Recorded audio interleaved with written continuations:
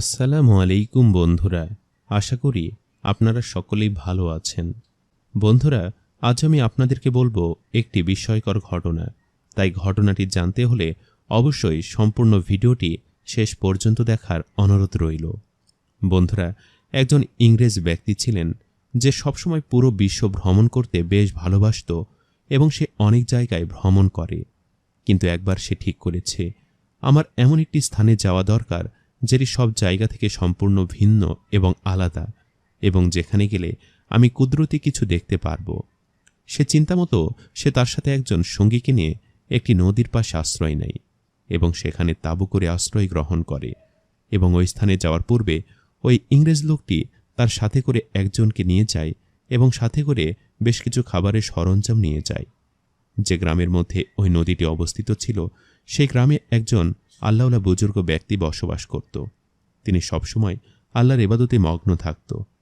একবার তিনি ঠিক করলেন যে তার এবার ঘর ছেড়ে একটু বাহিরে গিয়ে প্রকৃতির মাঝে আল্লাহর ইবাদত করা উচিত। তাই ওই লোকটিও নদীর পাশে আশ্রয় গ্রহণ করার সিদ্ধান্ত গ্রহণ করল। যাই হোক, ইংরেজ ব্যক্তিটি তার সঙ্গীকে নিয়ে বেশ অনেকদিন যাবৎ সে নদীর পাশে বসবাস করতে লাগল। তিনি প্রকৃতির সান্নিধ্য পেতে লাগল এবং প্রতিনিয়তই তারা সেখানে রান্নাবান্না করে নিজেদের খাবার গ্রহণ করে এবং প্রত্যেকটা দিন সেখানে কাটাতে থাকে। ইংরেজ ব্যক্তিটি নদীর পাশে আশ্রয় গ্রহণ করে বেশ আনন্দই বোধ করছিল। একদিন ওই ইংরেজ ব্যক্তিটি নদীর পাশে খাবার গ্রহণ করে ঘুমিয়ে পড়েছিল। ইতিমধ্যে তাদের খাবারের সকল কিছু শেষ হয়ে গিয়েছিল। তাই ইংরেজ ব্যক্তিটির সঙ্গে যে সঙ্গী এসেছিল সে চলে যায় খাবারের জোগাড় করতে। যখন সেই ইংরেজ ব্যক্তিটি ঘুমিয়েছিল, তখন হঠাৎ করে একটি সাপ তার মুখের মধ্যে প্রবেশ করে নেয়।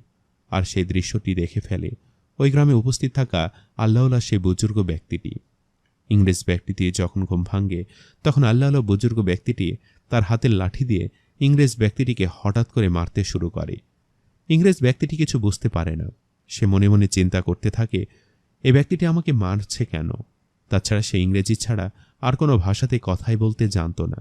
ইংরেজ ব্যক্তিটি চুপ করেছিল এবং আল্লাহওয়ালা বুজুর্গ ব্যক্তিটি যখন তার হাতের লাঠি দিয়ে ইংরেজ ব্যক্তিটিকে মারা শুরু করল, তখন ইংরেজ ব্যক্তিটি মার থেকে বাঁচার জন্য দৌড়াতে লাগল এবং ইংরেজ ব্যক্তিটির পেছনে আল্লাহওয়ালা বুজুর্গ ব্যক্তিটিও একটি ঘোড়ায় করে তার পেছন পেছন দৌড়াতে লাগল।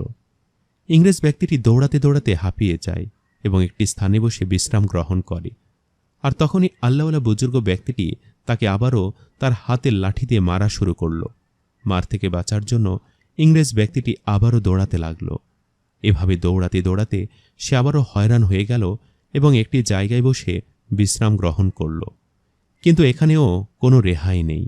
আল্লাহ ওই বুজুর্গ ব্যক্তিটি আবারও সেই ইংরেজ ব্যক্তির কাছে এসে উপস্থিত হয় এবং তার হাতের লাঠি দিয়ে তাকে আবারও মারতে শুরু করে। এভাবে মারতে মারতে ইংরেজ ব্যক্তিটি একটি আপেল গাছের নিচে গিয়ে আশ্রয় গ্রহণ করে। তখন আল্লাহওয়ালা বুজুর্গ ব্যক্তিটি হাতের ইশারা দিয়ে সেই ইংরেজ ব্যক্তিটিকে বলে, এই গাছের আপেল থেকে একটি আপেল গ্রহণ করো। তখন ইংরেজ ব্যক্তিটি আল্লাহওয়ালা বুজুর্গ ব্যক্তিটির মারের ভয়ে সে গাছ থেকে আপেল গ্রহণ করে। কিন্তু তিনি যতই আপেল খাচ্ছে তার পেট কিছুতেই ভরছে না, কেননা তার পেটের মধ্যে তো ওই সাপটিই ছিল।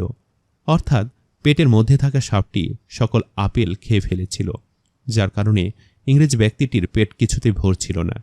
তিনি বিষয়টা খেয়াল করলেন এবং আল্লাহওয়ালা ব্যক্তিটি ইংরেজ ব্যক্তিটিকে ইশারা দিয়ে বলল, তোমাকে কি খিদে মিটেছে?